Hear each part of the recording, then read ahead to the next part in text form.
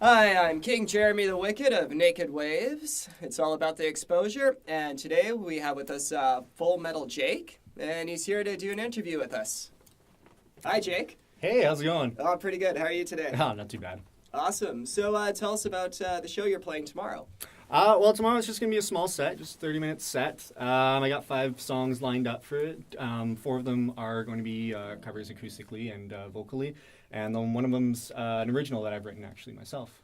Oh, wonderful. Yeah. And so just a nice live acoustic set? Yeah, pretty much. I mean, the name's a little misleading, right? Full Metal Jake, and it's all acoustic. But I just moved here, so like most of my electric guitars, I got like 6 of them back home. I had to leave them all there because I couldn't move down with them. It sucked. But I've got an old acoustic that my landlord graciously lent to me, so I've been playing that a lot. So yeah, just a little acoustic set for you guys tomorrow. Awesome. And tell us about what music you normally play, or what style you normally play. Well, like the name says it's usually metal, it's usually rock. I'm super into Black Sabbath. Right now, there's a band called Five Finger Death Punch that I've been trying to listen to and play a little bit of their music, which is super fun, super awesome. Really heavy tones, really heavy crunch. It's a lot of fun on the guitar. And what are you taking in school right now? What are you learning? Actually, right now I'm in the AEP program, which is the audio engineering production program that they have here at the school.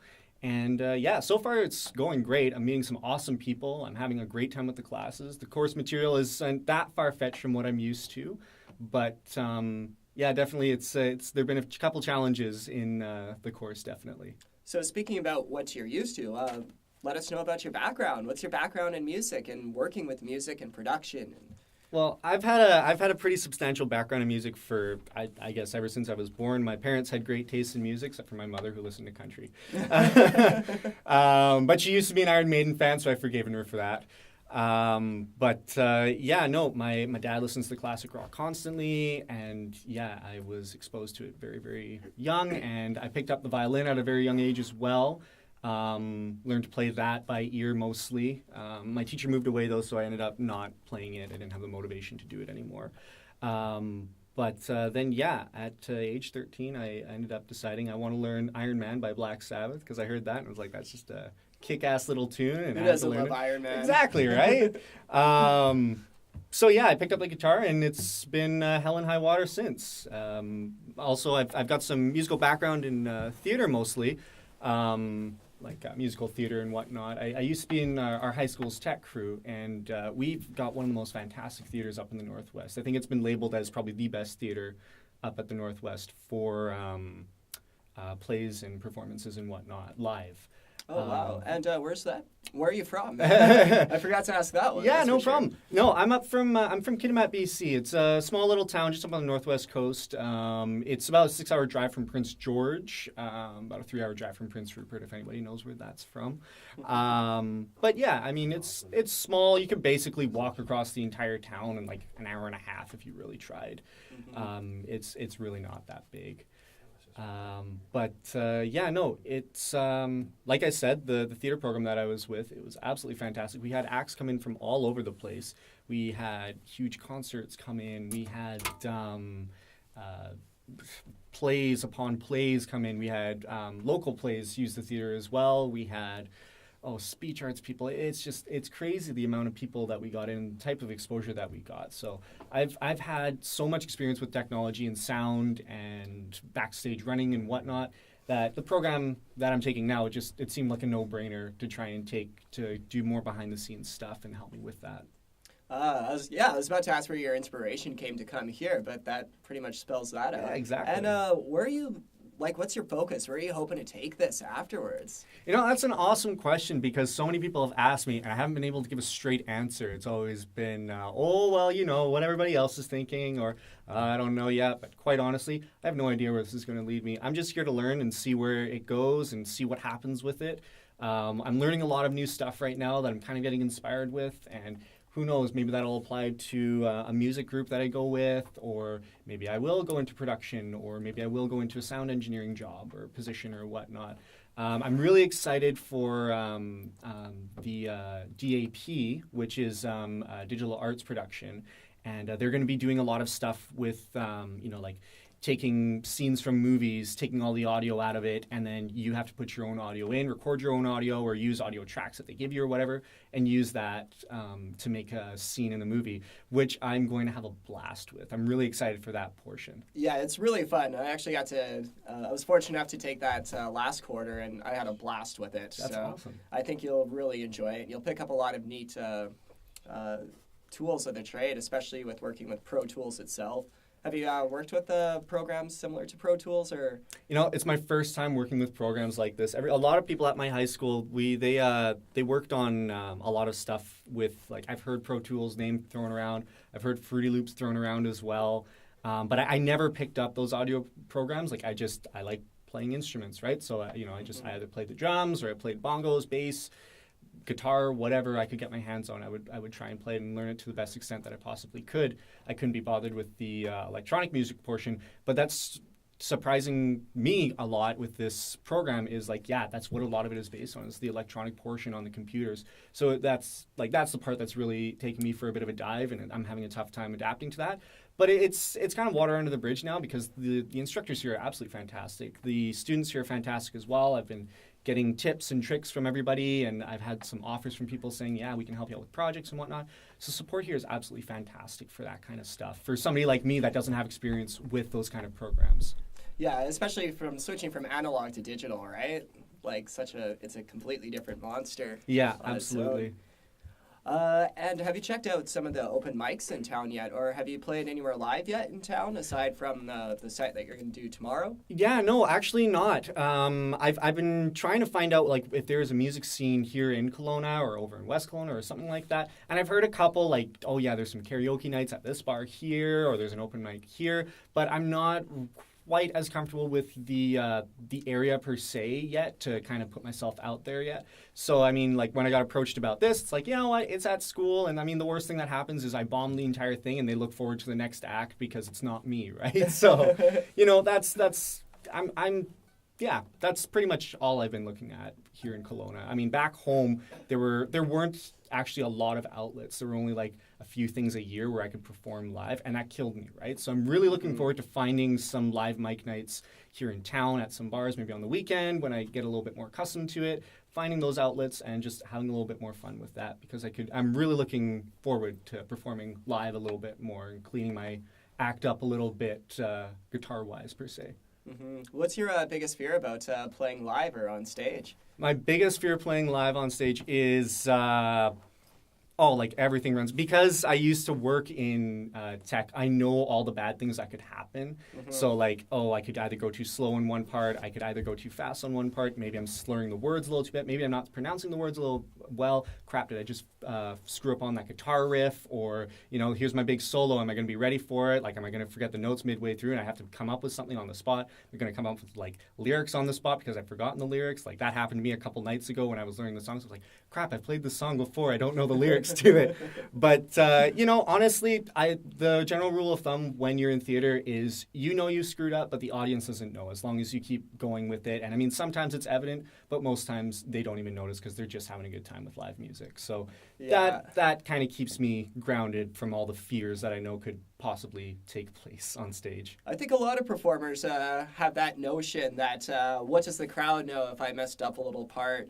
Because back in Calgary, I used to do improvisation, so I know all about messing up on stage and using it, because it can be gold. It can actually really spin you in a good direction. Oh, absolutely. Yeah, so how did you come by your nickname of Full Metal Jake, and how did you end up posted on every single door here in school, and you've gotten a lot of hype over the last month that you've been here. It's hysterical. I didn't expect this so suddenly. Like, I wasn't expecting an interview so suddenly. I wasn't expecting, we need you to perform live right now kind of deal. Like, I think the first week I was here, which I started January 5th, I think I was here. And then on January 6th, I came in for a class. That got canceled because of snow. And it's hilarious that Kelowna people are not used to snow. And they drive 80 in an 80 zone when there's a thick layer of snow. It's hilarious to me from being up north. But different story for another day. But I mean, it was so funny just right away. People latched on oh, you're a performer. Oh, you are into this kind of stuff. We want you to do this right away. Would you be our first performer? I was like, yeah, sure, okay. And when I started hanging out a little bit more with the guys that were around here, and they kept referring other Jakes and other Jacobs, and I kept getting confused. And I was like, well, I never did that. I've only been here a week. Like, how the hell did I did that, like, 2 months ago or whatever? And they're like, well, we know 3 Jakes already, so we need to give you a nickname. And they looked at me, and they saw the metal bracelets. They saw I was wearing a Slipknot t-shirt, and they're like, okay, it's going to be like Metal Jake. And somebody's like, no, I got it. Do you watch anime? Hell yeah, I watch anime. Do you watch Full Metal Alchemist? I love it. All right, we're going to call you Full Metal Jake. I was like, perfect. I'm okay with that. Like 100% on board with that. So yeah, I've been referred to that a couple times by people that kind of know the nickname. The nickname's still getting around, I think, a little bit. A lot of people still call me by Jake because they're a little bit more used to that. Mm-hmm. But yeah, the nickname is following around. I've had a couple people yell at me with the nickname, and it makes me smile. It's kind of nice to kind of like a badass nickname like that, like first week in school, right? Yeah, totally. And yeah, I mean, the people, like, again, it's all about the people that I've met here. They're absolutely fantastic people. They're absolutely fantastic students. I haven't had one bad experience with a student as of yet.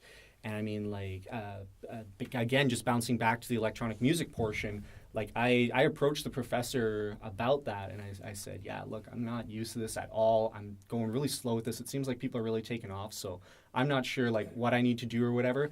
And somebody that I thought who knew what they were doing said, I have no idea what I'm doing either. I'm just messing around with the program. And, like, yeah, that kind of blew me away. So it's really nice to see, like, the honesty come out of those students, where I've seen dishonesty come out of a lot of students back home. So it's a really nice, like, it's a really nice environment, definitely, for, like, cool nicknames to pop up, or, you know, invites to play live music. Even though you've never been heard live before in the area, they're just like, dude, you play? We want you. It's that part is really cool. So that's really how I came about it. That's a long version of how I came about those names. But yeah, all in all, it's all about the people here. That's mainly where it all comes from. Awesome. And one final question.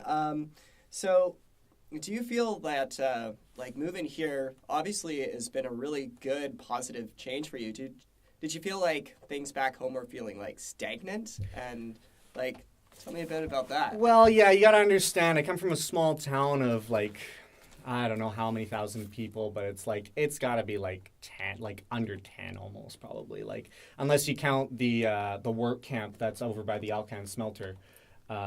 There's a giant modernization project that's going on over there right now, so we get a ton of workers that aren't from there. And the problem with that, I mean, it's great for people because it gets the name on the map, and that's really awesome. But the problem with that is that they're all used to cities, and they all know how to act like city folk, and it just wrecks the small town community. And I noticed that a lot, and it was like, well, I'm not really comfortable with my small town being treated like that, so I don't know if this is the place I still want to stay, because I was under the notion, yeah, I'm not going to go to school. I'm going to get a job here. I'm going to be stable, get a stable life here. And I did have a very stable life over there. It was sustainable for me for the time. But then it just came to a point where it was like, you know what? I don't really like selling cell phones and, you know, watching kids at a youth center for 7 days. Like, I basically work 7 days a week. And sometimes it's way into the night, like 1 o'clock in the morning, I get home and then I need to deflate. And then I'm up in the morning for 8 o'clock because I got work at 9 or whatever, right? Like, it really sucked. So, like, I just recognized that I needed a change. And so, yeah, when I started looking up programs in schools here, it was like, it's a no-brainer because the school has everything that I could possibly want. I have family that I'm living with right now, and they're absolutely fantastic too. And yeah, the learning experience is it's been tremendous so far. And it's only been like 3 or 4 weeks that I've been living here. So yeah, it's a great, like you said, it's been a very, very positive change for me. So I'm very happy that I made that call. Yeah, well, hey, you're following your dreams, and that's what it's all about, right? Absolutely. All right, well, we're coming to the end of our interview, and we look forward to hearing your live set tomorrow, and we're going to capture it and get it recorded, put it on the YouTube and everything. Excellent. And welcome to Kelowna, and thanks so much for sitting in and doing the interview with us. Absolutely, my pleasure. Thank you very much. Awesome, and yeah, you're listening to Naked Waves Media, where it's all about the exposure. Thanks, guys. Thank you. Thank you.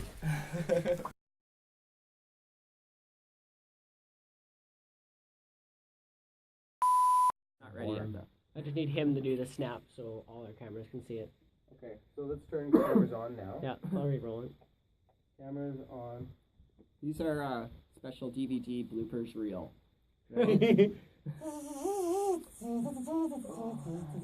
need kazoos! We're gonna get him. We're gonna get him to Get do in the front tap. of the camera. Someone get me a kazoo and a Because pastrami it- sandwich. oh, yeah. Hold a pastrami because I'm a Because vegetarian. both cameras need to see it, so we can both light up the Yeah, audio go for right the in front snap. of him. Or we can just get him to tap on the guitar. I just want the mustard on bread. Just snap that thing. When it's, And then, do you want me just and start? Like, I don't know. it should be loud. Whatever the sound is, should be loud. Are you singing us a Yeah. song too? Get in front of I him. don't know. I have my you guitar see- here because I have can to you do see sound it check in at your 9. camera? So. Nope. Oh yeah, good point. Sort of. There we go. Yeah, that's good. I love it.